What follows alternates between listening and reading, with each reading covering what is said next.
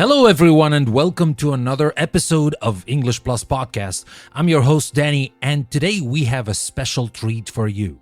Whether you're a seasoned professional or just starting out in your career, today's episode is packed with valuable insights that will help you ace your next job interview. Now, job interviews can be daunting, especially if English isn't your first language. But fear not. By the end of this episode, you'll have a toolkit of tips and tricks to boost your confidence and help you shine. We're diving deep into everything you need to know, from preparation to follow-up, and we're even tackling some tough scenarios you might face along the way. Now, here's what you can expect to learn in this episode. First, we'll start with the preparation phase, preparation before the interview. I'll guide you through researching the company, practicing common interview questions, and crafting your own compelling story to stand out from the crowd. And then we will talk about during the interview phase. I'll help you discover how to make a great first impression, communicate effectively, answer questions strategically, handle difficult questions, and avoid common pitfalls. And then, of course, we have after the interview. We will learn the essentials of post-interview etiquette, reflecting on your performance, and navigating common follow-up scenarios like a pro.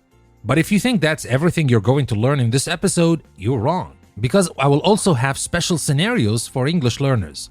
I've got you covered with tips on understanding cultural differences, handling misunderstandings, and building confidence in your English skills. But that's not all. I've also included some bonus content featuring sample interview role plays that demonstrate common mistakes and how to handle tough interview situations. You'll get to see examples of interviews that didn't go well and learn how to turn those situations around with effective techniques.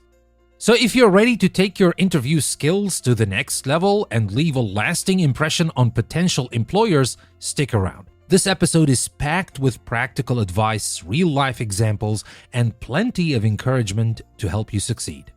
Now, of course, I will have to remind you that this is a premium episode. I've only kept the first part of this episode free for all so that you know what we're talking about. But if you want to listen to the full episode, you can do that by becoming a member on Patreon. You can find the link in the description of the episode, or you can become a premium subscriber on Apple Podcasts. And now, my friends, let's get started and ace that next job interview together.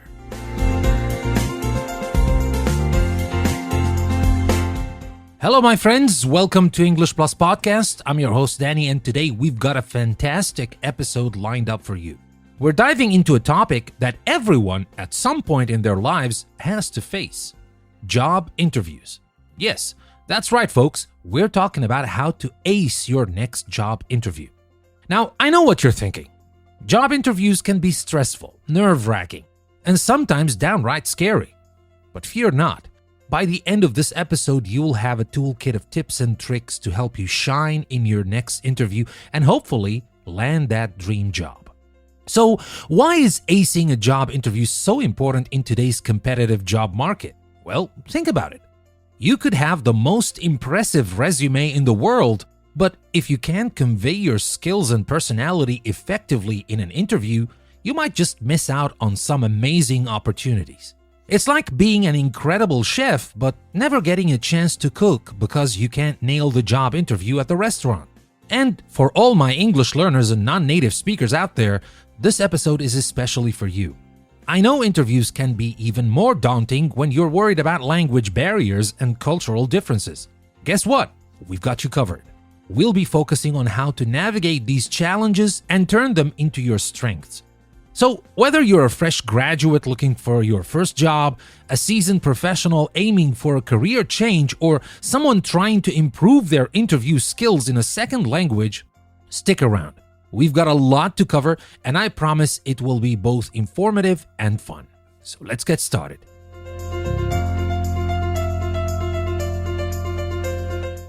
Alright, folks, let's dive into the first part of our episode: preparation before the interview.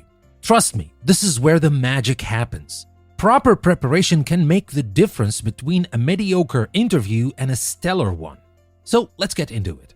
First things first, you need to understand the company you're applying to. You need to do this research part. Research the company and the role.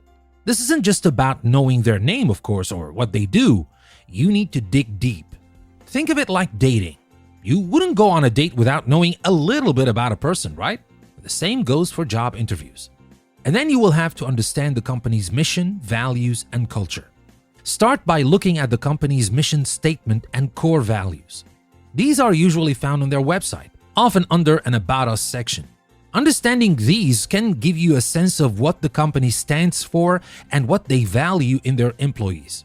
For example, if a company's mission is to innovate in the tech industry and they value creativity and teamwork, you know they're looking for someone who can think outside the box and work well with others. Let me give you an example. I remember preparing for an interview with a tech startup. I found out their mission was to revolutionize digital communication. I made sure to highlight my experience with innovative projects and my ability to adapt to new communication tools. During the interview, I mentioned a specific project where I had to quickly learn and implement a new software tool to improve team communication. They loved it because it aligned perfectly with their mission. And now let's move on. Just knowing about the company and their mission statement and everything, that's not enough, of course. There's more to prepare. There's more to learn about the company and about the job, of course. You will need to study the job description and the required skills. Study the job description like it's the final exam. Pay attention to the required skills and responsibilities. Make a list of these and match them with your own experiences and skills. This will help you prepare specific examples that demonstrate you have what they're looking for. For instance, if the job description mentions strong project management skills and experience with agile methodology, you should be ready to talk about a time when you successfully managed a project using agile principles. Maybe you led a team through a sprint and achieved great results. These are the kind of details that make you stand out. And lastly, prepare some thoughtful questions to ask the interviewer. This shows that you're genuinely interested in the role and the company, plus it's a great opportunity to gather valuable information to help you decide if the job is the right fit for you. For example, you can ask, "Can you tell me more about the team I'll be working with?" Or, "What does success look like in this role?" Or, "How does the company support professional growth and development?" For example, I once asked a hiring manager, "What challenges is the team currently facing?" Well, this question sparkled a detailed conversation about the company's upcoming projects and potential obstacles. It showed I was thinking ahead and was genuinely interested in contributing to the team's success. They appreciated my proactive approach and willingness to tackle challenges head-on. So there you have it, my friends. By understanding the company's mission, values, and culture, studying the job description and required skills, and preparing relevant questions to ask, you're setting yourself up for success. Remember, preparation is key, and it's all about making a great first impression. And now stay tuned, my friends, as we move on to more tips and tricks to ace your job interview. Up next, we'll talk about practicing common interview questions. You won't want to miss it. I'll be right back.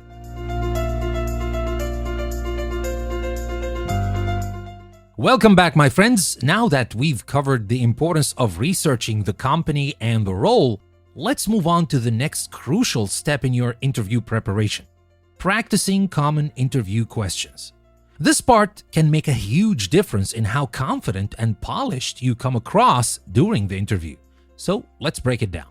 Well, first up, we have behavioral questions. These questions are designed to understand how you've handled situations in the past, which can be a good indicator of how you'll handle similar situations in the future. They often start with phrases like, "Tell me about a time when something happened." For example, imagine you're asked, "Tell me about a time when you had to deal with a difficult team member." Instead of saying something vague like, "It was tough, but we got through it," dive into specifics. You could say, "At my last job, I had a team member who was constantly missing deadlines. I scheduled a one-on-one meeting to understand their challenges and found out they were struggling with a particular software tool. I arranged for additional training and worked closely with them for a few weeks. As a result, their performance improved and our team met all our project deadlines." Using the STAR method, and STAR here stands for Situation, Task, Action, Result, can help you structure your answers clearly and effectively. But don't worry, we will talk about the STAR method a little bit later in the episode. And now, let's move on from behavioral questions to situational questions. These questions are about hypothetical scenarios and how you would handle them. They usually start with, what would you do if? For example, a common situational question might be, what would you do if you were given a tight deadline for a project, but you were already busy with other tasks? A strong answer could be, I would prioritize the tasks based on their urgency and importance. I would communicate with my manager to discuss possible adjustments in deadlines or delegate some tasks to team members if appropriate. My goal would be to ensure that all projects are completed efficiently without compromising on quality. So, my friends, that would be a very good answer. Now, of course, I'm just giving you examples of those kind of questions, but there would be more. And maybe there's no way to prepare for all possible questions. I mean, after all, the interviewer might surprise you with a question you haven't prepared for. It's not just an exam. You are a professional. You know how to answer. You need to practice how to answer these types of questions. And then you have to be confident that you know the answers. You just need to practice how to answer the questions. That's the skill we're talking about. We're not talking about learning answers by heart and go there and just like an exam. Not at all, of course. Remember, you're an expert. You are more than capable of answering all these questions and more. But practicing how to answer these questions, that's the skill we need to work on. So let's continue with our question types. We talked about behavioral questions, situational questions. Let's talk about technical questions. Of course, we will have technical questions, which are specific to the job role. These questions assess your technical knowledge and problem-solving abilities. For example, if you're applying for a software development position, you might be asked, can you explain the concept of polymorphism in object-oriented programming? Now, of course, I know this is a very specific question and it requires a very specific answer, but just as an example, a thorough answer could be, polymorphism allows methods to do different things based on the object it is acting upon. For example, if you have a parent class called animal with a method make sound, you can have child classes like dog and cat that implement the make sound method differently. This way, when you call make sound on an animal object, it could bark if it's a dog or meow if it's a cat. Now, the reason I gave you this example is that through this answer, you know that the person knows what they're talking about. And when you want to answer questions, specifically when we talk about technical questions, you need to show that you know your stuff. If you give a general answer, that will give the impression that you don't know what you're talking about. You can't just go like, well, polymorphism in object-oriented programming is a very important concept that is useful in a lot of situations. Well, what the hell are you talking about? You're telling me something that I know, that everybody knows, that everybody can talk about. But because you are an expert, you need to give me details. Now, of course, this example applies to a software engineer or a programmer, but think about the questions that apply to your area of expertise. And try to think or try to practice answering those types of questions with details. Not too many details to bore the interviewer, of course not, but definitely don't give general answers to technical questions. Give details. Show them that you know your stuff. It's very important. So now that we've talked about different types of questions, remember we have the behavioral questions, we have the situational questions, and we have the technical questions. Now the key to mastering these questions is practice, practice, practice. Now, here are a few tips on how to do that. Now, first, you can record yourself. Use your phone or computer to record your responses. Well, this helps you see how you sound and look, allowing you to make adjustments. And you can do mock interviews. Find a friend or family member to conduct mock interviews with you. The more realistic the setting, the better. And of course, review and refine. After practicing, review your answers. Are they clear? Do they highlight your skills and experiences? Refine them until they do. Remember, my friends, the goal is not to memorize your answers, but to become so familiar with them that you can discuss them naturally and confidently. By practicing behavioral, situational, and technical questions, you'll be ready to tackle whatever the interviewer throws your way.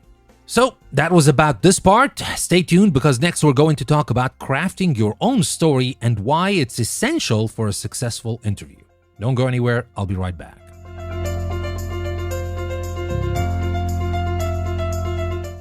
Welcome back, my friends. We've talked about researching the company and practicing common interview questions. Now let's move on to one of the most powerful tools in your interview arsenal: your own story. Creating a compelling narrative about your career journey can make you memorable and show interviewers exactly why you're the perfect fit for the job. Now let's start by crafting a compelling narrative about your career journey. Now your story should be more than just a list of jobs you've had. It should be a cohesive narrative that ties together your experiences, skills, and passions. Think of it like a movie plot, where you're the protagonist overcoming challenges and achieving goals. Let's say you're a marketing professional. Your narrative could go something like this. I started my career in marketing as an intern at a small agency where I quickly learned the ropes of digital marketing. One of my first major projects was a social media campaign for a local business, which increased their online engagement by 50%. Inspired by this success, I decided to specialize in social media marketing. Over the next few years, I worked at larger agencies and eventually led a team of marketers, developing campaigns for well-known brands. Each step of my journey has reinforced my passion for creative problem-solving and data-driven strategies, which is why I'm excited about the opportunity to bring my expertise to your team. So, you see how exciting this story is? It's very short but very effective and to the point. It's like you're telling the story, and remember again, you're the hero. You're the protagonist of the story. And of course, you also have to remember to highlight key achievements and experiences. Don't forget about that. You'll want to highlight your key achievement and experiences because these are the moments that showcase your skills and abilities in action. Let me give you another example. Let's take an example from a project manager. The project manager goes like, in my previous role, I was responsible for managing a high-stakes project with a tight deadline. The project involved coordinating with multiple departments and external vendors. I implemented a new project management tool that streamlined communication and task tracking. As a result, we completed the project 2 weeks ahead of schedule and under budget, which saved the company $50,000. So, that was another example, my friends. But that's not all. Of course, you will have to craft a compelling narrative about your career journey. You will have to highlight key achievements and experiences in your story, but don't ever forget about crafting a unique selling proposition, or USP for short. Well, this is what sets you apart from other candidates, because you will have to know that you're not the only one telling those compelling stories. Others are doing the same thing, but this unique selling proposition, or USP, is what sets you apart from other candidates. It's your unique combination of skills, experiences, and attributes that make you the best fit for the job. Now, let me give you an example, and this time as a software developer. Now, if you're a software developer, your USP might be like, I have a unique combination of strong technical skills and a passion for user experience. In my last role, I not only wrote efficient and reliable code, but also worked closely with the design team to ensure that our applications were user-friendly. This holistic approach resulted in a 30% increase in user satisfaction scores. So, my friends, when you're preparing your own story, remember these 3 key points. Create a compelling narrative about your career journey, highlight your key achievements and experiences, and craft unique selling propositions or USPs. This will help you stand out and show interviewers why you're the perfect candidate for the job. Now, up next, we'll talk about language tips for non-native speakers to help you ace your interviews. Stay tuned and don't go anywhere. I'll be right back.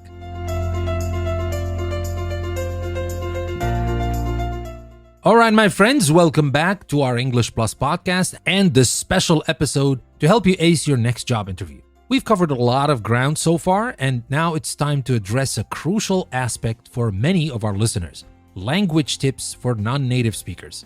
Job interviews can be challenging enough without the added pressure of speaking in a second language. But don't worry, with the right strategies, you can communicate your ideas clearly and confidently. Now, let's dive into some practical tips. Now, first of all, let's talk about phrasing answers clearly and concisely. When you're speaking in a language that's not your first, it's important to keep your answers clear and concise, or short. Avoid using overly complicated words or long-winded sentences. The goal is to be understood easily. Now, for example, instead of saying, I facilitated the comprehensive orchestration of the project management processes to ensure the timely execution of deliverables, which is a very complicated sentence, you can simply say, I managed the project to make sure we finished on time. It's straightforward and easy to understand. Now then, the next tip, I know this is related to grammar in general, and it's not like I have a silver bullet to tackle this. You will need to work on it, and that has to do with avoiding common grammatical mistakes. Now, non-native speakers often worry about making grammatical mistakes. Now, while it's okay to make some errors, there are a few common mistakes you should try to avoid. First of all, we have tenses. Make sure your verbs match the tense of your story. If you're talking about a past job, use a past tense. For example, I worked on a project instead of I work on a project. I mean, these are simple things, but they're very important because you don't want to confuse the interviewer. And then we have the subject-verb agreement. Ensure your subjects and verbs agree. For example, say she works instead of she work. And there's the preposition. I know that's a pain, but pay attention to your prepositions. They can be tricky, but getting them right makes a big difference. For example, say I am interested in this job instead of I'm interested for this job. Now, I know that this could be tricky and this takes time, but remember that we're talking about preparing for your interview. So the more you prepare, and after all, you're going to prepare your answers not to memorize them by heart, but to be familiar with what you're going to talk about so you can spot mistakes before they happen. You can fix them before you deliver them to the interviewer, before you use them in the interview. So that's one very good use of preparation before going to that job interview. Now we talked about those common mistakes and stuff. You also need to practice pronunciation and intonation. Now, pronunciation and intonation can significantly impact how well you're understood.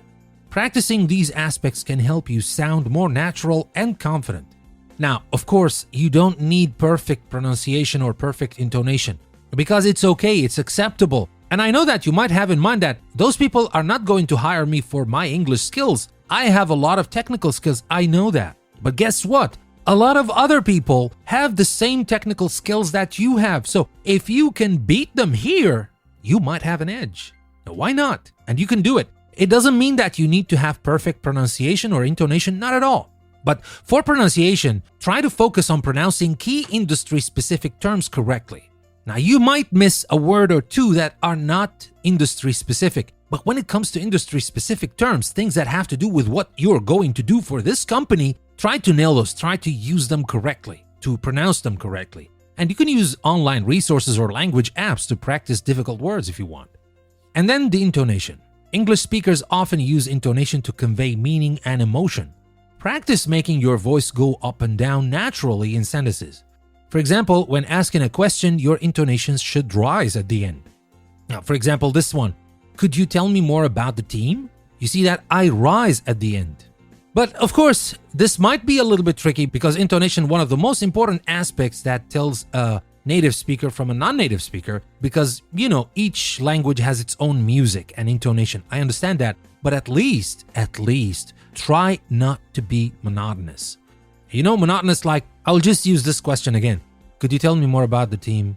Could you tell me more about the team? You see that monotony here? It's boring. I mean, even if you have all the other qualifications needed for the job, if you're monotonous, especially throughout the whole interview, I guarantee you that you won't get this job. Unless you're only relying on your genius, and you are a genius, so it's okay. Nobody cares about the other stuff, but usually there is competition. And that's what we're trying to do. That's the goal of acing your next job interview. So we talked about pronunciation and intonation. Now, how can you do that? Well, you can simply practice this by recording yourself answering common interview questions and then listening to the recordings. Notice where your pronunciation might need improvement and adjust accordingly.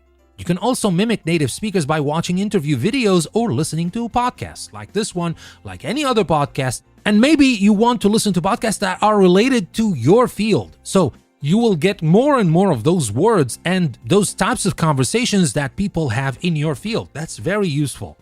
So there you have it. By phrasing your answers clearly and concisely, avoiding common grammatical mistakes, and practicing your pronunciation and intonation, you can greatly improve your interview performance as a non-native speaker. Remember, confidence comes with practice, so keep at it.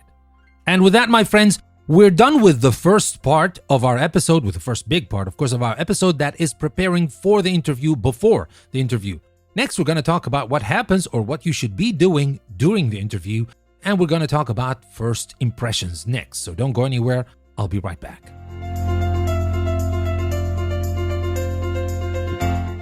Welcome back to English Plus Podcast, my friends. Now that we've thoroughly prepared for the interview, it's time to talk about what happens during the interview itself. Well, this part is all about making a great first impression and setting the right tone from the very beginning. So let's jump right in. Now, first impressions matter. We all know that. We all know that first impressions are crucial. And this is especially true in a job interview. Now, here are some key points to make sure you start on the right foot. Now, let's start talking about how you should dress. You should dress appropriately for the interview.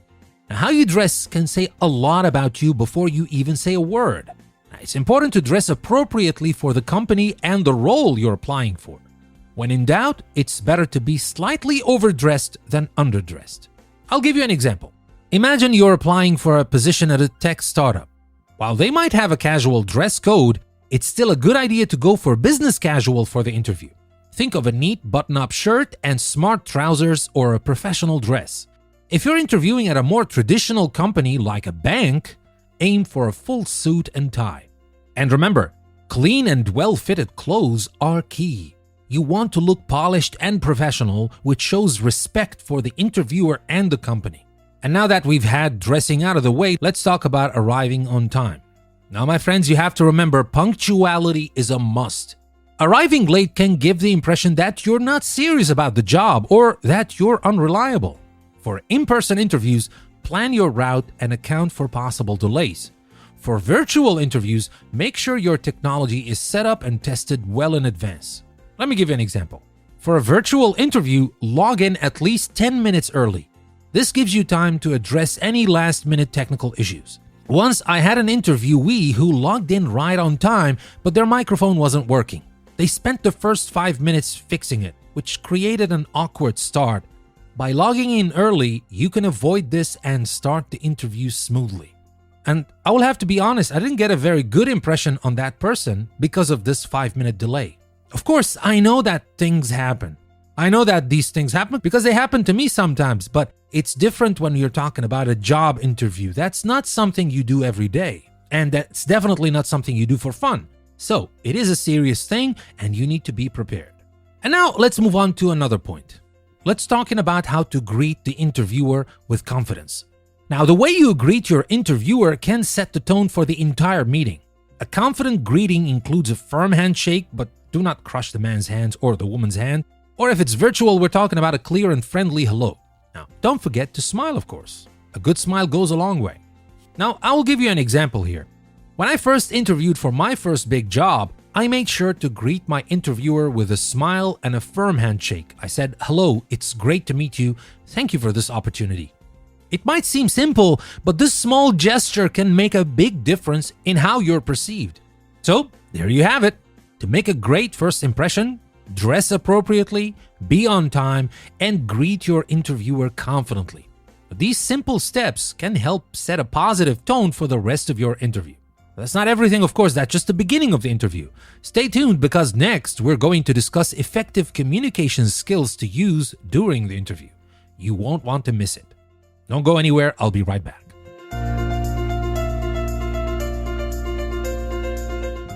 Welcome back, my friends, to our English Plus podcast episode and our special episode on acing your next job interview. Now, in our journey to ace your next job interview, we've talked about making a great first impression. Now, let's focus on how to communicate effectively during the interview. This is where you can really show off your skills and personality. Now, let's get started. Let's first talk about making eye contact and maintaining good posture. Effective communication starts with nonverbal cues. Making eye contact and maintaining good posture are key elements that convey confidence and attentiveness. I'll give you an example. I remember interviewing a candidate who maintained great eye contact throughout our conversation. It made me feel like they were truly engaged and interested in what I was saying. On the other hand, I've also interviewed someone who kept looking down or around the room, which made them seem distracted or less confident. So keep your gaze steady but natural, of course. Don't stare, but ensure you're showing engagement. Now, as for posture, sit up straight but stay relaxed. Avoid slouching or leaning back too much. A straight but comfortable posture shows that you're confident and ready for the conversation. And then we have active listening and thoughtful responses. Active listening is just as important as speaking well. It shows respect and ensures you're responding appropriately to the questions.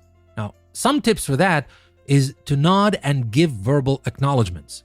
Now, small nods and verbal cues like "I see" or "that's interesting" show that you're paying attention. And paraphrase for clarity.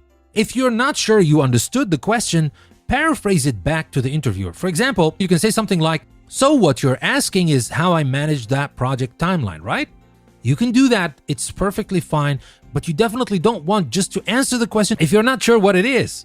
Make sure what it is, paraphrase for clarity, that's completely fine. Now let me give you an example. Once an interviewer asked me about a time I faced a challenge at work. I listened carefully and then said, "If I understand correctly, you're interested in how I handle unexpected obstacles, is that right?" Well, this not only confirmed the question, but also gave me a moment to gather my thoughts. The interviewer appreciated my attention to detail and clear communication.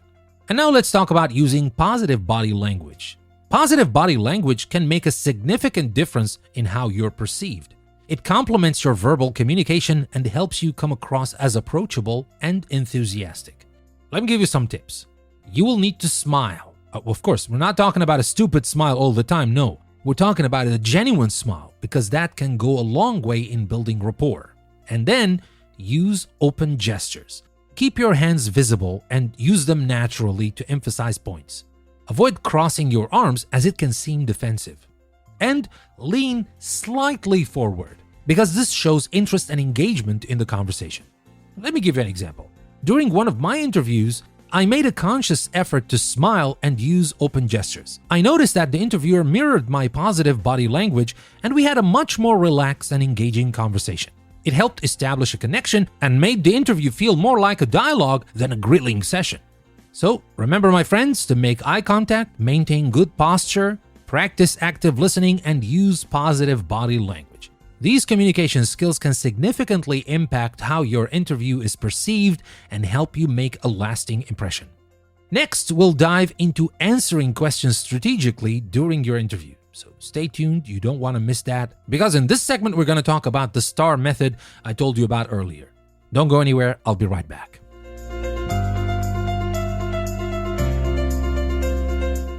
Alright, my friends, we've covered making great first impressions and effective communication skills. Now let's talk about answering questions strategically during your interview. Well, this is where you can really shine by showcasing your skills and experiences in a way that aligns with what the company is looking for. Let's get into it. Let's talk about using the STAR method. And STAR is an acronym that stands for Situation, Task, Action, and Result. And this is definitely one of the best ways to answer behavioral questions. We can do that by using that STAR method. As I told you, again, STAR stands for Situation, Task, Action, Result. And it helps you structure your answers clearly and effectively. Now, how do we use the STAR method? Let's start first with the S, the situation. You describe the context within which you performed the task or faced a challenge. Then you talk about the T, the task. You explain the actual task or responsibility you had in that situation. Then we move to the action, to the A. You detail the specific actions you took to address the task or challenge. And finally, you talk about the R, which is the result. You share the outcomes or results of your actions. Now, let me give you some examples. Let's say that you're asked, can you tell me about a time you led a project? You can start with a situation. In my previous job, we were tasked with launching a new product within a tight deadline. That's the situation. Then you move on to the task. As the project manager, my responsibility was to coordinate the efforts of the marketing, design, and development teams. And now that we've talked about the situation, then the task, it's time now for the action. You can go like, I implemented a weekly check-in meeting, created a shared project timeline, and ensured open communication among all team members. I also resolved conflicts and kept everyone focused on our goals. You talked about the situation, task, and action. What's left? The result. As a result, we launched the product 2 weeks ahead of schedule, and it received positive feedback from both customers and stakeholders, boosting our quarterly sales by 15%. So you see how you can easily organize your answers and very effectively actually organize your answers with the STAR method? Use it. Use it whenever you can because it is the perfect way to answer questions in a job interview. And now moving on from the STAR method, let's talk about tailoring your answers to align with the job and the company. Now, when answering questions, it's important to tailor your responses to align with the job and the company's values. Well, this shows that you understand what they're looking for and that you're the right fit for their team. Let me give you some tips here. Remember, you need to research the company's values. Incorporate their mission and values into your answers. If the company values teamwork, highlight your collaborative experiences. And remember to match your skills to the job description. Emphasize the skills and experiences that are most relevant to the job. Let me give you an example. If you're interviewing for a role at a company that values innovation and you're asked about a time you solved a problem creatively, you might say, "In my last role, I faced a challenge where our marketing campaigns were underperforming. I proposed a new approach using social media influencers, which had never been done before in our company. After researching and presenting my plan, we launched the campaign, which increased our social media engagement by 40%. So you see, that was a very good answer, and it definitely aligns with a company that values innovation. And now let's compare a good answer to a bad answer to see how different they are. Now let's start first with the bad answer. The interviewer goes, "Tell me about a time you faced a difficult situation at work." And the candidate answer, "I had a lot of tight deadlines and it was stressful, but I managed to get everything done." I mean, that's so general, I didn't get anything. And that's definitely a bad answer. The interviewer didn't ask you this question to have a general answer that anybody else can give. We need details. Now let's move on to another candidate who gave the answer using the STAR method and he aced the answer. The same question, let me remind you again. The interviewer asked, "Tell me about a time you faced a difficult situation at work." And the candidate, this time using the STAR method, goes like, "In my previous job, we were working on a critical project with a very tight deadline. As the lead, I had to ensure that our team met the deadline without compromising quality. My task was to manage and allocate resources efficiently. I started by breaking down the project into smaller, manageable tasks and assigning them to team members based on their strengths. I also implemented daily stand-up meetings to track progress and address any issues promptly. This approach helped us complete the project on time, and the client was extremely satisfied with the quality of our work, which led to a long-term contract." So you see, this was a very, very good answer with all the 4 elements you can find in a STAR method. We have the situation first, then we continued talking on about the task, and then we talked about the action taken, and finally we talked about the result. So of course, you can see how this answer is much better than the first answer I gave you when the candidate just went on to say, "I had a lot of tight deadlines and it was stressful, but I managed to get everything done." Oh, really? That's not what I called you to the interview for. So, my friends, remember to use the STAR method to structure your answers. Tailor them to align with the job and company and aim for detailed, specific responses rather than vague statements. This strategy will help you demonstrate your values clearly and effectively. Now, that's not the end, of course. Stay tuned, my friends, as we discuss handling difficult questions in the next segment. You don't want to miss that. Don't go anywhere. I'll be right back.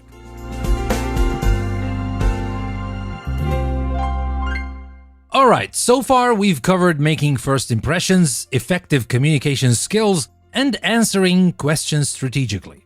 Now let's tackle one of the trickiest parts of any job interview: handling difficult questions. These are the questions that can make you sweat. But with the right strategies, you can navigate them smoothly and even turn them to your advantage. So let's dive in. And let's start with strategies for answering weaknesses or gaps in employment. Now, one of the most dreaded interview questions is, "What is your greatest weakness?" or "Can you explain the gap in your employment history?" Now, these questions can be challenging, but they're also an opportunity to show self-awareness and resilience. Now, let me give you some examples. Let's talk about weaknesses first to answer this question of weaknesses. Now, instead of saying something like, I don't have any weaknesses, which sounds unrealistic, or I'm a perfectionist, which is cliche, try to be honest yet strategic. For instance, you could say, I used to struggle with delegating tasks because I wanted everything to be perfect. However, I've learned that trusting my team and delegating effectively leads to better results. I started using task management tools and regular check-ins to ensure everything stays on track, which has significantly improved our productivity. And what about the question that has to do with gaps in employment? Now, addressing gaps in your resume can also be tricky. Now, be honest and frame it positively. For example, you can go like, during my employment gap, I took time to focus on professional development and to care for a family member. I completed several online courses in project management and earned a certification which kept my skills sharp and relevant. I'm now fully ready to bring my updated skills and renewed energy to your team. So you see, even if those questions are difficult, you can find the way to answer them strategically and use them to your own advantage. Now, the next thing you need to focus on is staying calm and composed under pressure. Now, interviews can be stressful, especially when faced with tough questions. Staying calm and composed is crucial. Now, I know it's not easy, but here are some tips to help you do that. First, pause before answering. If you're asked a difficult question, it's okay to take a moment to gather your thoughts. Pausing shows that you're thoughtful and deliberate in your responses. Now, of course, I'm not talking pausing for a couple of minutes, but just a very short pause is okay, and it's important actually. And then breathe. Take deep breaths to keep your nerves in check. Well, this helps maintain a calm demeanor. And stay positive. Even if the question is tough, keep a positive attitude. Focus on what you've learned and how you've grown from challenging situations. Now, for example, once I was asked about a time I failed at a project, and instead of panicking, I paused, took a breath, and then said, I had a project that didn't meet its objectives because of unforeseen technical issues. However, I learned valuable lessons about risk management and the importance of contingency planning. In my next project, I applied these lessons, which helped us avoid similar issues and succeed. And now, my friends, let's talk about turning negative questions into positive opportunities. Negative questions can seem like traps, but they're also chances to demonstrate your problem-solving skills and resilience. Now, let me give you an example. The interviewer asks, can you tell me about a time you had a conflict with a colleague? And a possible answer to that, absolutely. In one of my previous roles, I had a disagreement with a colleague over the direction of a project. It was a challenging situation, but I decided to address it directly by scheduling a one-on-one meeting with them. We both expressed our viewpoints and realized that our end goals were actually aligned, but we had different approaches. By collaborating and combining our ideas, we were able to develop a more comprehensive strategy, which led to the project's success. This experience taught me the importance of open communication and teamwork. So you see, you can always turn a negative question into a positive opportunity to talk about something you're good at. So there you have it. When handling difficult questions, use them as opportunities to showcase your strengths, stay calm and composed, and turn negatives into positives. These strategies will help you navigate even the toughest questions with confidence and poise.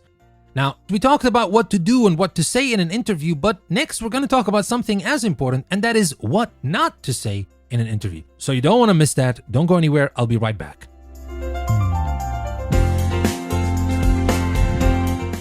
Welcome back, my friends. We've been covering some great strategies for acing your job interview.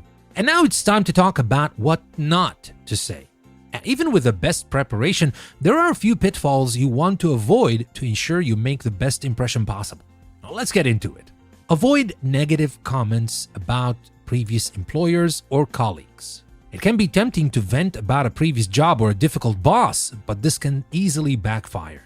Speaking negatively about past employers or colleagues can make you seem unprofessional and difficult to work with.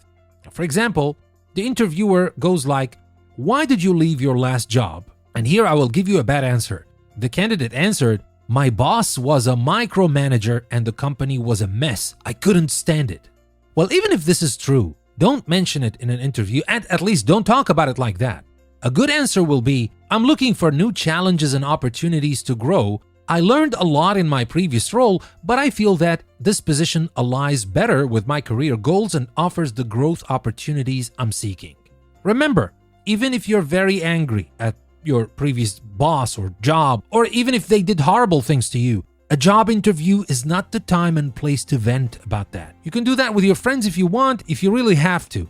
I don't see any good come out of that, but anyway, if you really have to vent, definitely don't do it in a job interview. Remember, by focusing on the positive reasons for your move, you demonstrate professionalism and a forward-thinking attitude. And the next thing you need to steer clear of is overly personal information.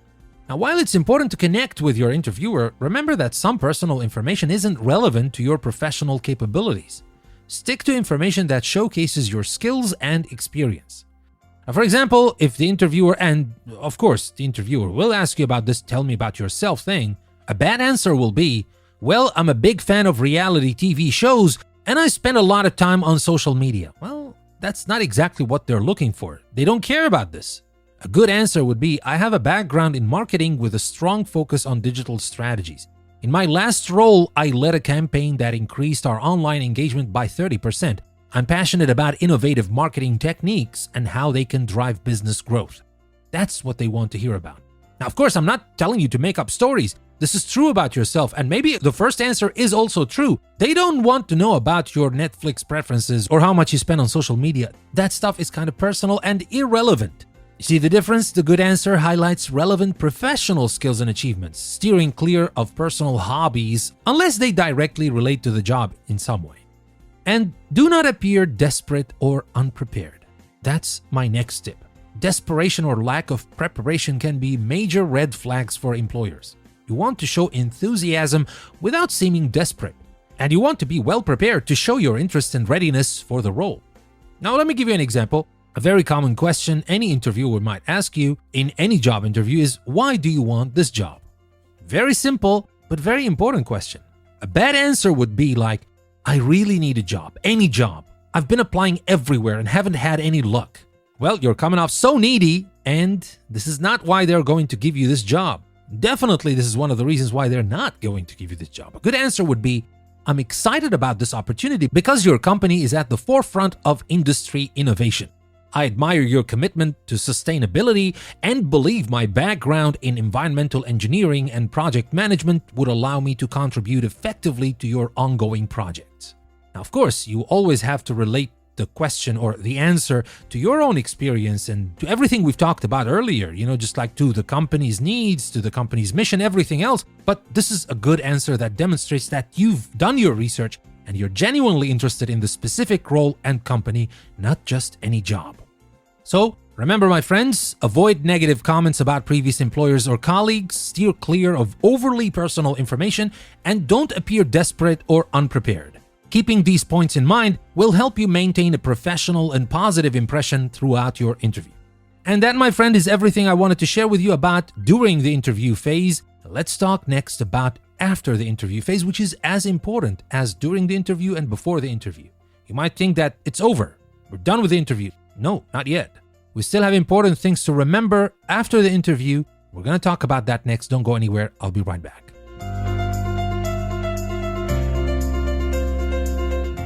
Welcome back, my friends. We've navigated through the preparation and the interview itself, and now it's time to focus on what happens after the interview. Oh, this is a crucial step that can leave a lasting impression on your potential employer. Well, let's dive into post-interview etiquette. The first thing, remember to send a thank you email within 24 hours. Now, one of the simplest yet most impactful things you can do after an interview is to send a thank you email.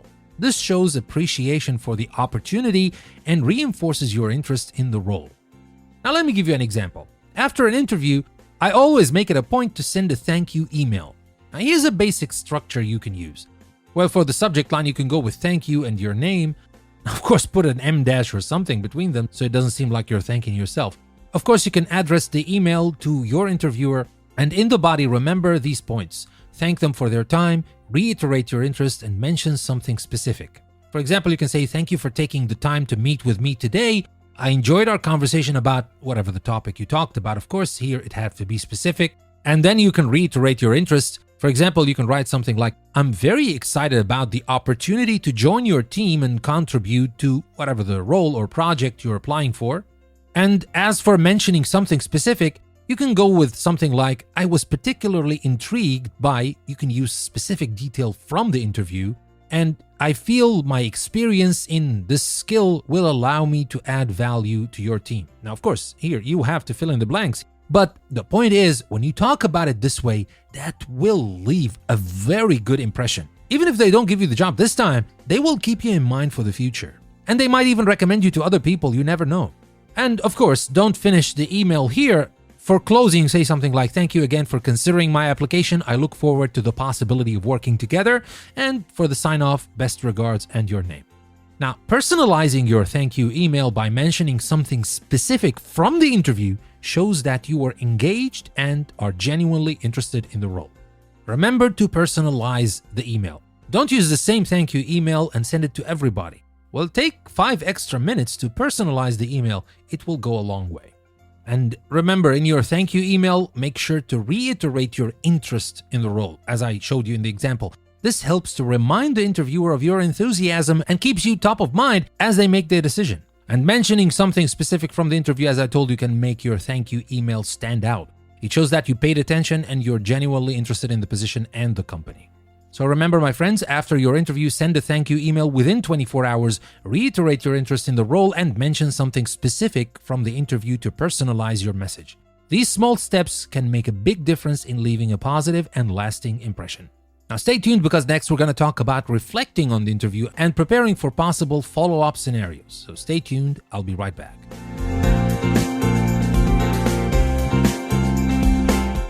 So we've discussed the importance of sending a thank you email after your interview. Now let's move on to reflecting on the interview itself.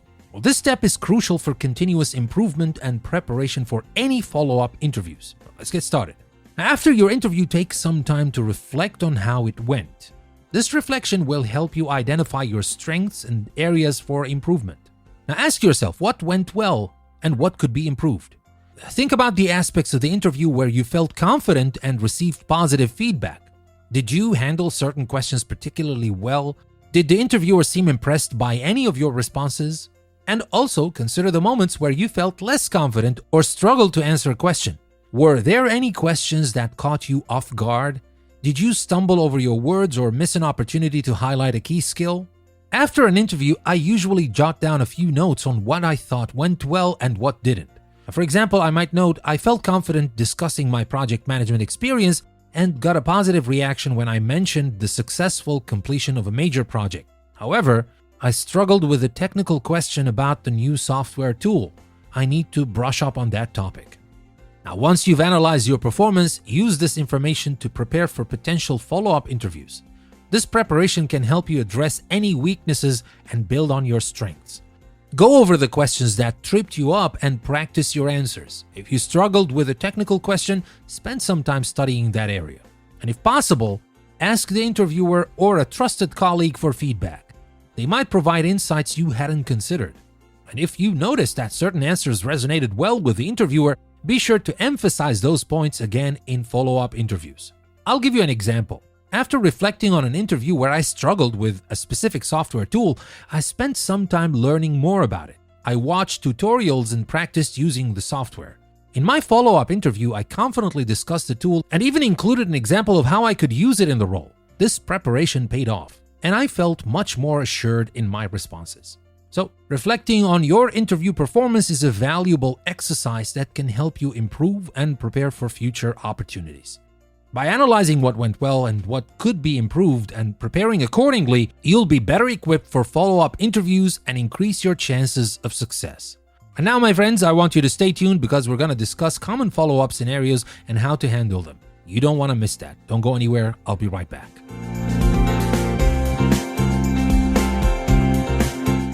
So, my friends, we've talked about post-interview etiquette and reflecting on your interview performance. Now, let's explore some common follow-up scenarios you might encounter and how to handle them with grace and professionalism. Let's dive in. First of all is the obvious: handling rejection gracefully and asking for feedback. Now, rejection is never easy. We know that. But how you handle it can leave a lasting impression and even open doors for future opportunities. Now, here are some tips to handle rejection. You need to stay positive. Thank the interviewer for the opportunity and express your appreciation for their time and consideration. And you can politely request feedback on your interview performance. This can provide valuable insight for your future interviews. You might not get this feedback, but it's completely okay to politely ask for it. Now, I will give you an example for that. You can write something like, of course, you start with "Dear" and the interviewer's name, and then "Thank you for informing me about your decision. While I am disappointed, I appreciate the opportunity to interview for whatever the position is at whatever the company is. It was a pleasure learning about your team and the exciting projects you are working on. If possible, I would greatly appreciate any feedback you can provide regarding my interview performance. This would be incredibly helpful for my professional development. Thank you once again for your time and consideration. I hope we can keep in touch for future opportunities. Best regards, and your name." That would be a very graceful and professional way that you handle rejection. And trust me, you're going to face that a lot. I mean, nobody gets every single job they apply for. We get rejected sometimes. We need to handle that well, and sometimes it works. Handling rejection gracefully shows professionalism and resilience, and asking for feedback demonstrates your willingness to learn and improve. And now let's talk about the flip side. Navigating a job offer if you receive one. Well, congratulations! Receiving a job offer is exciting, but it's important to review the offer carefully and negotiate if necessary to ensure it meets your needs and expectations. Now, here are some tips for negotiating a job offer. First, review the offer thoroughly. Look at the salary, benefits, work hours, and other conditions of employment. Be thorough. Research salary ranges. Know the industry standards for the position to ensure your salary expectations are reasonable. And prepare your case. Highlight your skills, experiences, and the value you bring to the company to justify your request. Now, let me give you an example here of how you can write an email to negotiate. You can start, of course, by "Dear," the hiring manager's name. You can write something like this. "Thank you very much for offering me the position at the company." Of course, here you fill in the blanks with your details. "I'm excited about the opportunity to join your team and contribute to here of whatever specific project or team you're going to work with. After careful consideration, I would like to discuss the salary component of the offer. Based on my experience and the industry standards, I was expecting a salary in the range of," and here you can put your expected salary. "Is there flexibility in the offer to accommodate this? I am confident that I can bring significant value to your team, and I'm eager to discuss this further. Thank you for your understanding, and I look forward to your response. Best regards, and your name." Now, negotiating a job offer professionally shows that you value your worth and are serious about the role, while being flexible and reasonable in your requests. So, throughout the entire interview and follow-up process, maintaining professionalism is key. This includes clear communication, timely responses, and a respectful attitude. Remember timely communication, respond promptly to emails and phone calls from the employer. This shows respect for their time and indicates that you are organized and reliable. And about the respectful attitude, whether you're negotiating an offer or handling rejection, always maintain a respectful and courteous tone. This leaves a positive impression and keeps the door open for future opportunities. Staying professional throughout the process is essential for building a strong reputation and maintaining good relationships with potential employers. It reflects well on you and can make all the difference in securing the job or leaving a lasting positive impression. So whether you're handling rejection, negotiating a job offer, or simply navigating the follow-up process, remember to stay positive, be prepared, and maintain your professionalism. And now, my friends, it's time for some special scenarios for English learners. We're going to talk about those next. We're going to talk about understanding cultural differences, navigating different cultural expectations in interviews, and more. Stay tuned. Don't go anywhere. I'll be right back.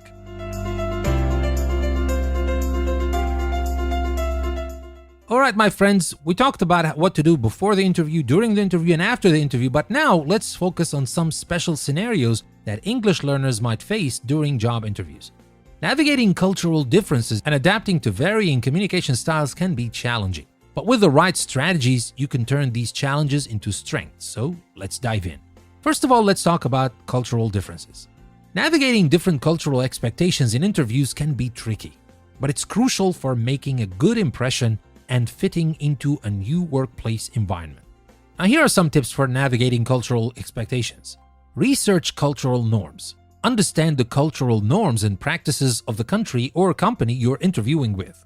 Well, this includes greeting etiquette, formality levels, and expected interview behavior. And, of course, observe and adapt. Pay attention to how interviewers interact and adapt your behavior accordingly. If they are formal, respond formally. If they are more relaxed, you can be slightly more casual but still professional. Now, let me give you an example. In some cultures, it's common to address people by their first names even in professional settings, while in others, using titles and last names is a sign of respect. For instance, in the US, you might say, "Thank you, John, for this opportunity." In contrast, in Germany, you might say, "Thank you, Mr. Schmidt, for this opportunity." So you will have to know about these nuances. Adapting to these nuances can show that you are culturally aware and respectful, which can be a big plus in international or multicultural companies. And what about adapting to varying communication styles? Different cultures have different communication styles, and being able to adapt can help you connect better with the interviewer. Now, here are some tips for adapting communication styles. We have direct versus indirect communication. Some cultures prefer direct communication, while others value a more indirect approach. Understanding this can help you frame your answers appropriately. And there's the body language. Nonverbal communication varies across cultures. For example, maintaining eye contact might be seen as a sign of confidence in one culture, but as disrespectful in another. You will have to know about that. And there's the tone and pace. Pay attention to the tone and pace of the conversation. Matching the interviewer's speaking style can help build rapport. For example, in a Japanese interview setting, you might find the communication style to be more indirect and polite, with a greater emphasis on group harmony. You would use phrases like, "I humbly believe that my skills could be of service," instead of a more direct approach common in Western cultures like, "I'm confident that my skills are a perfect match for this role." Being aware of these differences and adapting your communication style can help you convey your message more effectively and build a better connection with your interviewer. So for all you English learners out there, remember to understand and respect cultural differences and adapt to varying communication styles. This not only helps you perform better in interviews, but also shows your cultural competency and adaptability. And next, we're going to talk about handling misunderstandings and building confidence in your English skills during interviews. So don't go anywhere. I'll be right back.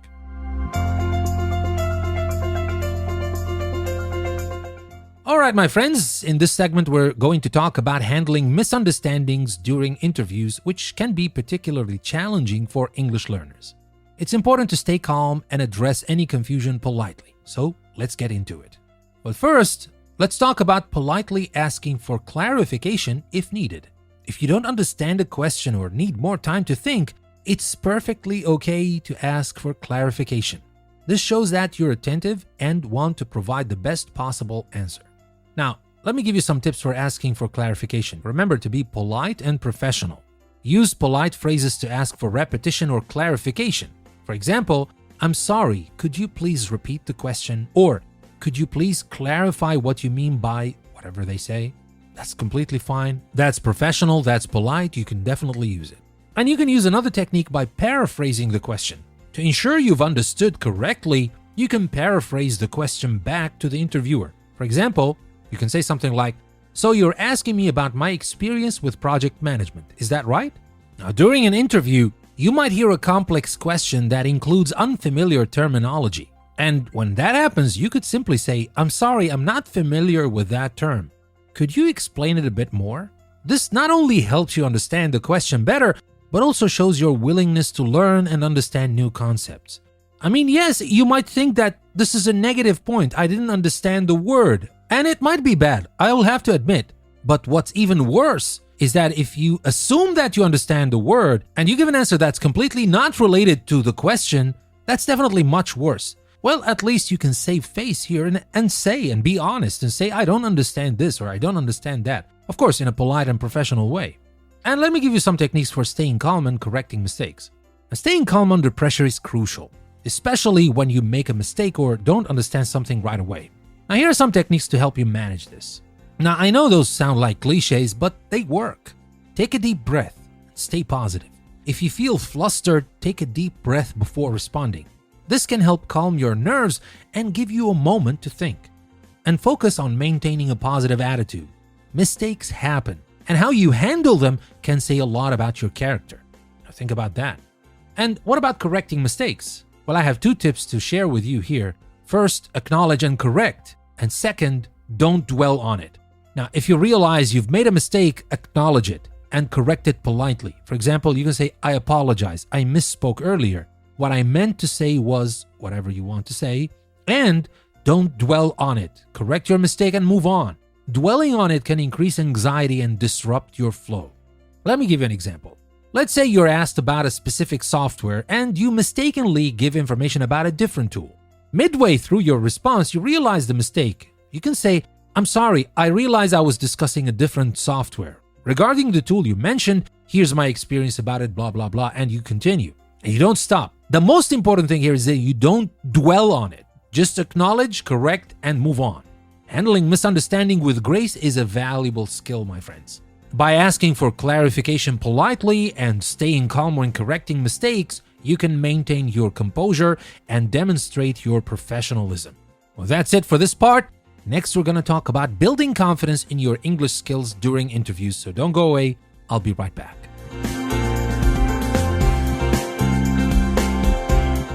Welcome back, my friends. In this segment, we're going to talk about building confidence in your English skills for job interviews. Now, confidence comes from practice and continuous improvement, and here are some strategies to help you feel more assured in your language abilities. Now, first, let's talk about practicing with a language partner or even coach. Now, one of the best ways to improve your speaking skills is to practice regularly with a language partner or coach. This helps you get used to conversational English and receive constructive feedback. Now, to do that, of course, you can find a partner. You can look for a language exchange partner who wants to learn your native language. This way, you both benefit from the practice sessions. Or you can hire a coach. If possible, invest in a professional language coach who can provide targeted practice and feedback. And, of course, role play the interviews. Practice common interview questions with your partner or coach. This can help you get comfortable with the types of questions you might face and how to answer them effectively. Now, I had a friend who was preparing for job interviews in English. She found a language partner through a local language exchange group. They met twice a week and she practiced answering interview questions. This regular practice significantly boosted her confidence and fluency. And don't forget to utilize language learning apps and resources. There are many language learning apps and online resources that can help you improve your English skills. These tools offer a flexible and convenient way to practice and learn. Well, some popular apps are like Duolingo, which is great for building vocabulary and grammar skills through fun interactive exercises. There's HelloTalk, which connects you with native speakers for language exchange. There's, of course, YouTube, where you watch videos on job interview tips and practice listening to native speakers. And there are podcasts. You listen to English podcasts, like English Plus Podcast, of course, to improve your listening skills and pronunciation. And my friends, focus on continuous improvement and learning. Building confidence in your English skills is an ongoing process. Embrace continuous learning and improvement to keep growing and refining your abilities. And my tips for you in this area is to set goals, track your progress, and stay curious. Establish clear, achievable goals for your language learning journey. For example, aim to learn a certain number of new words each week or to complete a set number of practice interviews. And keep a journal of your progress and the areas you've improved. Well, this can be motivating and help you stay focused. And remember to stay curious. Be open to learning new things every day. Read books, watch movies, and engage in conversations in English to keep your skills sharp. I once worked with a student who set a goal to read one English book per month and write a short summary of each one. Well, this not only improved her reading and writing skills, but also expanded her vocabulary and understanding of different sentence structures. She noticed a significant improvement in her confidence when speaking English. Now, building confidence in your English skills takes time and effort, I will have to admit. But with regular practice, utilizing resources and focusing on continuous improvement, you'll feel more prepared and assured during your job interviews. So, my friends, whether you're a professional, moving between jobs, whether it's the first job you have, whether English is not your first language, it's not a problem. There's always a way. And I hope what we've discussed so far will help you ace your next job interview.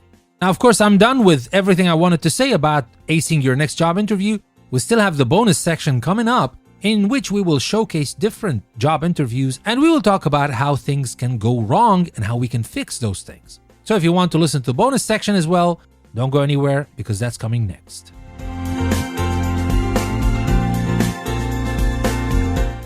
Welcome back, my friends. As a bonus for this episode, we're going to demonstrate a mock interview with common questions and ideal answers. Now, first, let's start with a dialogue for a job interview that didn't go well. This will highlight some pitfalls to avoid and lessons to learn. Let's get started. Good morning, Alex. Thanks for coming in today. Morning. Yeah, no problem. So, can you tell me a bit about yourself? Sure. Well, I graduated a couple of years ago.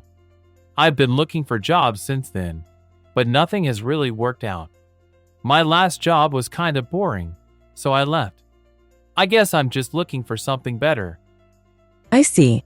Why do you want to work with our company? I've heard good things. Plus, I need a job, and you're hiring. All right.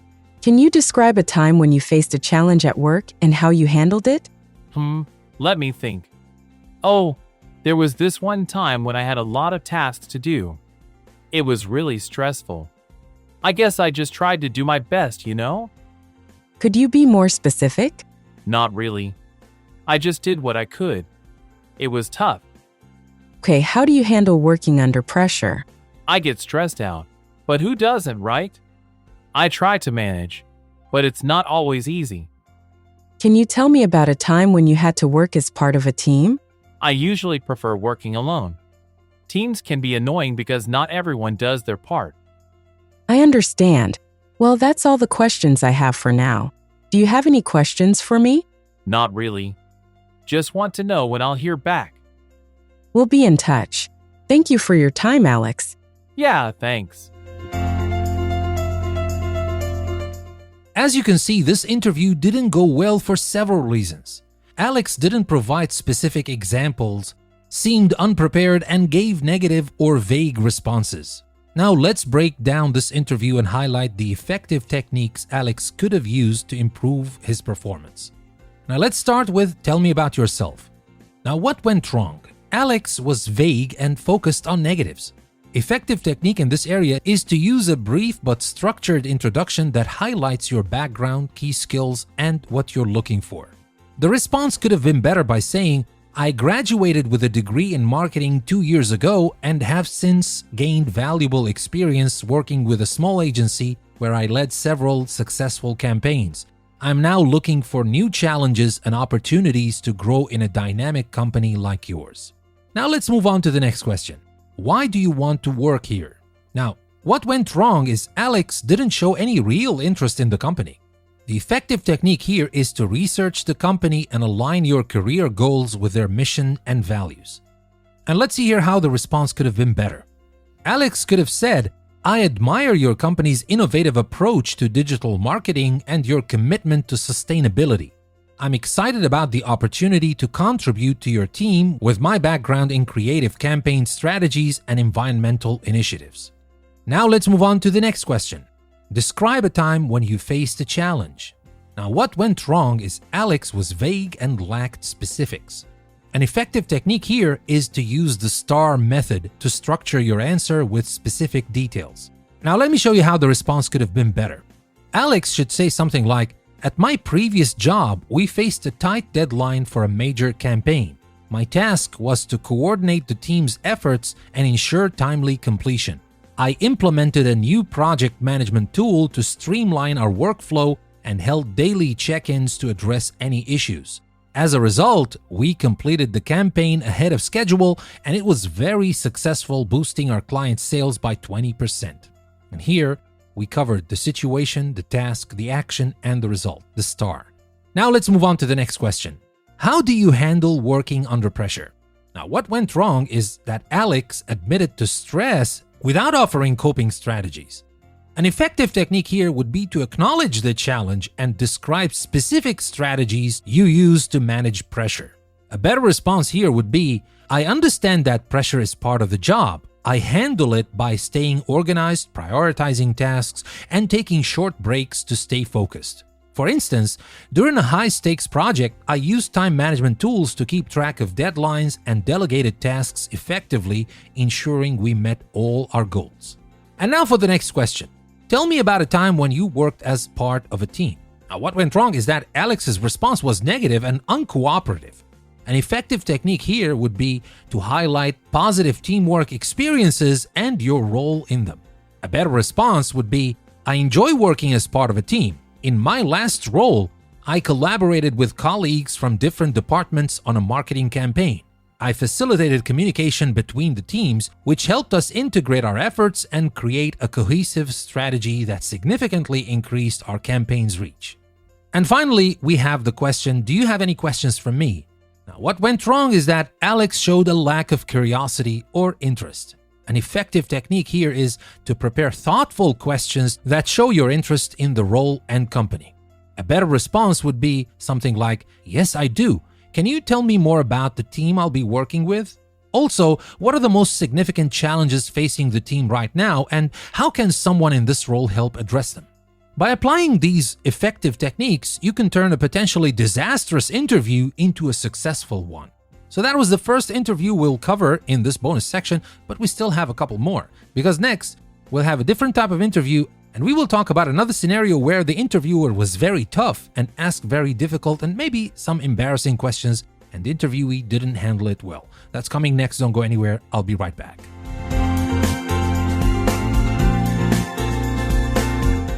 Welcome back, my friends. As part of our bonus content, we're demonstrating a mock interview with common questions and ideal answers.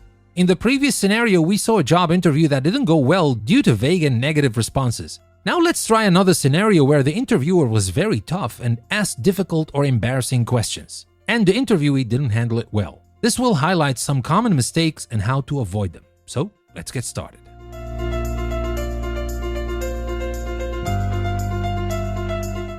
Good afternoon, Jamie. Thanks for joining us today. Good afternoon. Thank you for having me. Let's get right to it. Can you explain why there's a one-year gap in your employment history? Well, I had some personal issues. It was a difficult time and I just couldn't work. I prefer not to talk about it. I see. How do you handle stress and pressure? Give me an example. I don't really like stress. I try to avoid it as much as possible. I can't think of a specific example right now. All right. What would you say is your greatest weakness? I guess I'm just not very good at working with difficult people. I tend to avoid them, which can be a problem. How do you deal with conflicts in the workplace? I usually try to stay out of conflicts. I don't like confrontation, so I avoid it whenever possible. Interesting. Finally, why do you think you're the right person for this job? I'm not sure. I've seen the job description, and I think I can do it, but I'm not really sure what makes me stand out. All right, Jamie. Thank you for your time today. Thank you. So, as you can see, my friends, this interview didn't go well. Jamie struggled with difficult questions and didn't provide strong answers. Now, let's break down this interview and highlight the effective techniques Jamie could have used to improve his performance. Now, let's start with the first question about explaining employment gaps. Now, what went wrong is that Jamie avoided the question and didn't provide a constructive answer. Effective techniques here would be to be honest, but frame the gap positively. Explain what you did during that time to stay productive. A better response would be, during that year, I took some time to focus on personal growth and development.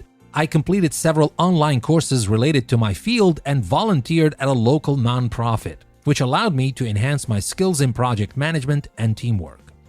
And what about the next question regarding handling stress and pressure? Now, what went wrong is that Jamie admitted to avoiding stress without providing a strategy for handling it.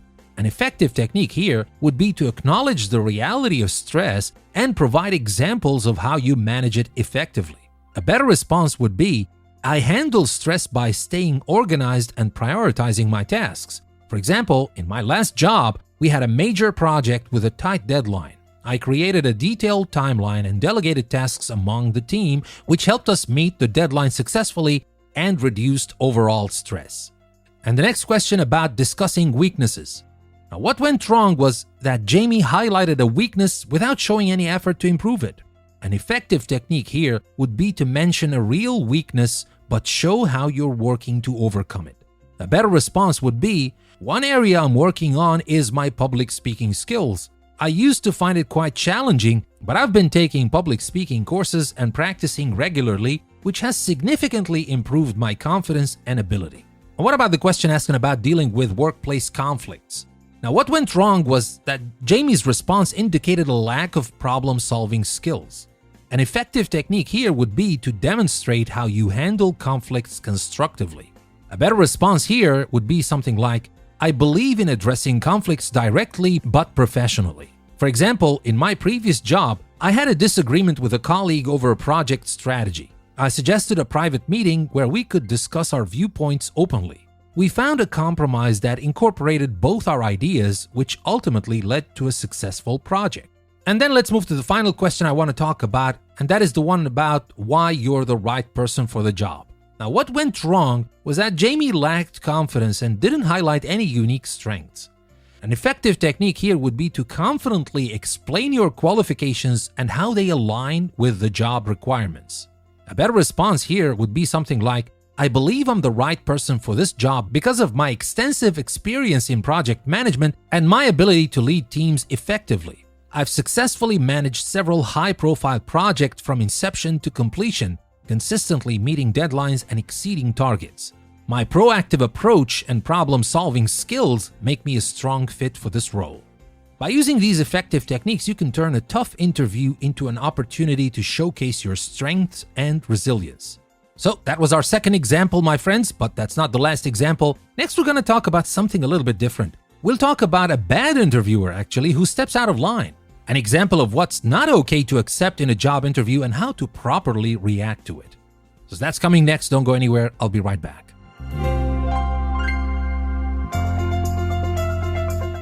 Welcome back, my friends. In this segment, we're going to tackle another challenging scenario dealing with a bad interviewer who steps out of line. It's important to know what's not okay to accept in a job interview and how to react properly and professionally. So let's dive into an example of such an interview and discuss the appropriate responses.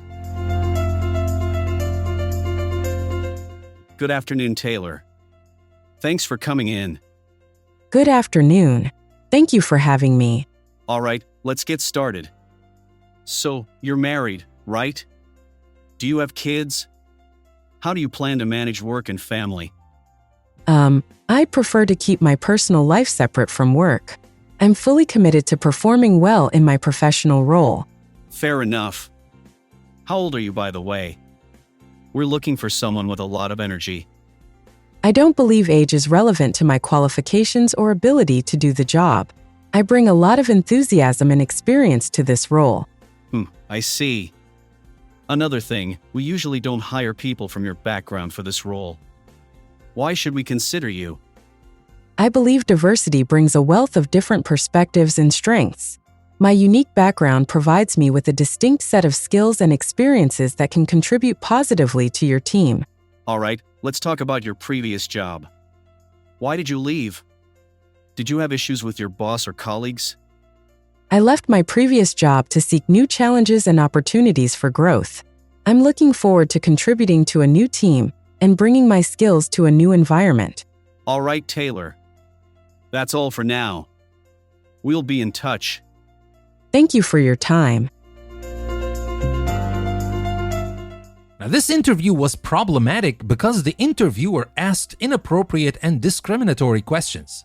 Now, let's break down this interview and discuss why these questions were out of line and how Taylor handled them appropriately. Now, let's first talk about personal questions, marital status, and family.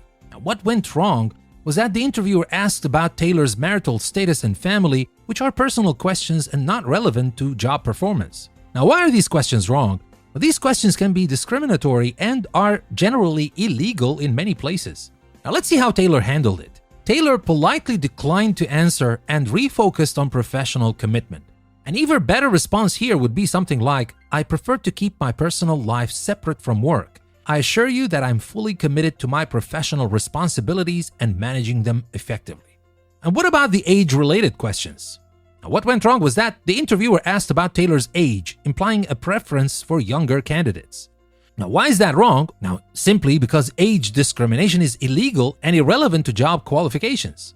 Now, let's see how Taylor handled it. Taylor deflected the age question and emphasized relevant skills and enthusiasm.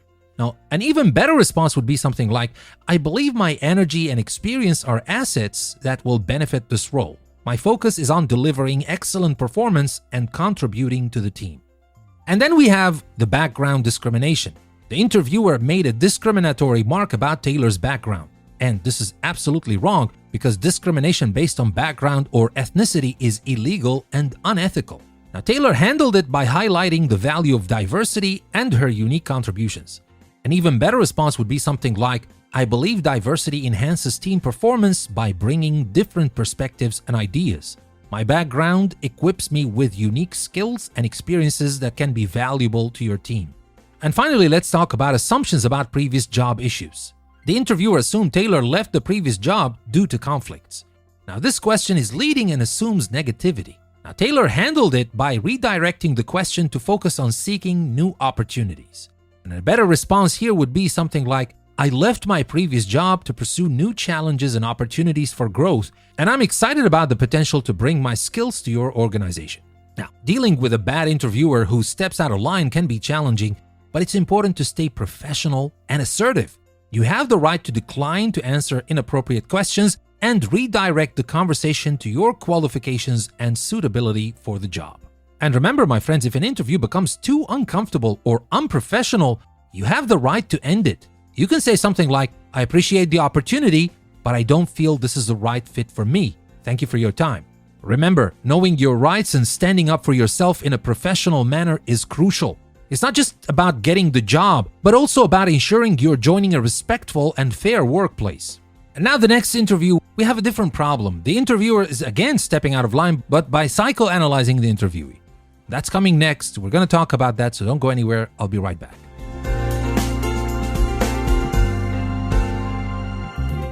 Now here's another challenging scenario, my friends. We're going to tackle an interview where the interviewer steps out of line by psychoanalyzing the interviewee. Well, this type of behavior can be uncomfortable and inappropriate. So let's see how to handle such a situation professionally.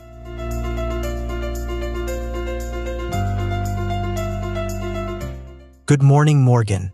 Thanks for coming in today. Good morning. Thank you for having me.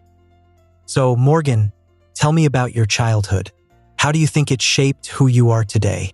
I'm not sure how my childhood is relevant to my qualifications for this role. I'd be happy to discuss my professional background and how it aligns with the position. All right, let's move on. Do you ever feel anxious about your performance at work? How do you deal with that? I believe everyone experiences some level of performance anxiety, but I focus on maintaining a positive mindset and using organizational strategies to manage my tasks effectively. Interesting. Do you think your need for organization is a way to control your environment because of past experiences? I find that being organized helps me work efficiently and meet deadlines, which is essential in any professional setting. My focus is on delivering high-quality work. How do you handle criticism? Do you take it personally or see it as an opportunity for growth? I view constructive criticism as a valuable opportunity for growth. It helps me improve my skills and perform better in my role. And when you receive praise, do you find it difficult to accept?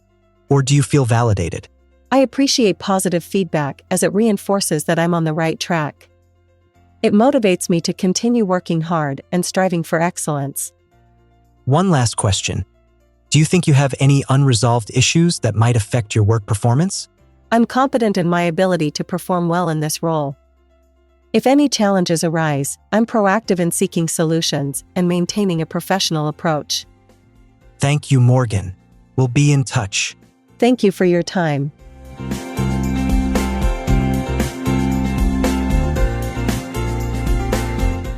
Well, my friends, this interview was problematic because the interviewer asked personal and psychological questions that were out of line and irrelevant to the job. Let's break down this interview and discuss why these questions were inappropriate and how Morgan handled them effectively. Now, let's start with the first question, with the personal questions about childhood. Now, what went wrong was, the interviewer asked about Morgan's childhood, which is irrelevant to job qualifications. This question invades personal privacy and has no bearing on professional capabilities. Now, Morgan deflected the question and refocused on professional qualifications. I'm not sure how my childhood is relevant to my qualifications for this role. I'd be happy to discuss my professional background and how it aligns with the position. And let's move on to the questions about anxiety. The interviewer inquired about personal feelings of anxiety, stepping into a psychological analysis. Well, this question is too personal and can make the candidate uncomfortable. Now, Morgan acknowledged the general concept of performance anxiety and focused on professional strategies. I believe everyone experiences some level of performance anxiety, but I focus on maintaining a positive mindset and using organizational strategies to manage my tasks effectively. And next, we have implying psychological motives. The interviewer suggested that Morgan's need for organization was due to past experiences, which is inappropriate. Psychoanalyzing candidates is invasive and irrelevant to their job performance. Morgan redirected the focus to the practical benefits of being organized. I believe everyone experiences some level of performance anxiety, but I focus on maintaining a positive mindset and using organizational strategies to manage my tasks effectively. And next, let's talk about criticism. The interviewer probed into how Morgan handles criticism and praise in a personal manner. Now, while it's fair to ask about handling feedback, the tone can be too intrusive. Now, Morgan provided a professional perspective on constructive criticism and praise. I view constructive criticism as a valuable opportunity for growth. It helps me improve my skills and perform better in my role. Positive feedback motivates me to continue working hard and striving for excellence. And finally, we have probing for unresolved issues. The interviewer asked about unresolved personal issues, which is inappropriate. Well, this question is invasive and unrelated to job performance. And Morgan maintained confidence in her professional abilities and proactive approach. I'm confident in my ability to perform well in this role. If any challenges arise, I'm proactive in seeking solutions and maintaining a professional approach. Now, when dealing with an interviewer who steps out of line by psychoanalyzing, it's important to stay professional and redirect the conversation to your qualifications and professional attributes. Now, of course, you have every right to set boundaries and maintain your privacy. If an interviewer becomes too invasive or uncomfortable, it's okay to politely express your concerns or decide to end the interview. Remember, my friends, your well-being and professional integrity are paramount.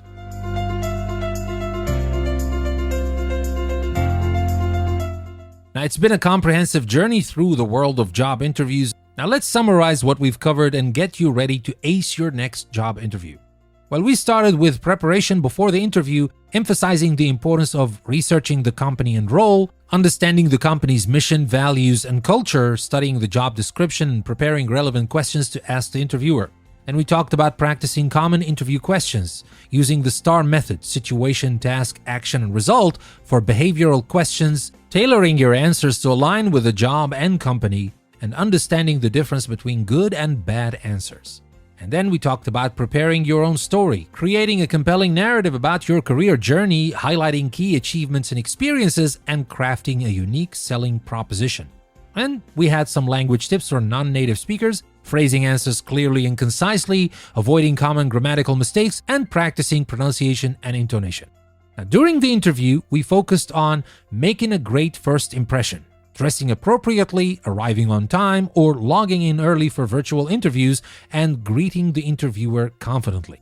Then we talked about effective communication skills, making eye contact and maintaining good posture, active listening and thoughtful responses, and using positive body language. And then we talked about answering questions strategically, using the STAR method, tailoring answers to the job and company, and providing examples of good versus bad answers. And then we talked about how to handle difficult questions, strategies for answering questions about weaknesses or employment gaps, staying calm and composed under pressure, and turning negative questions into positive opportunities. And we also talked about what not to say in an interview, avoiding negative comments about previous employers or colleagues, steering clear of overly personal information, and not appearing desperate or unprepared.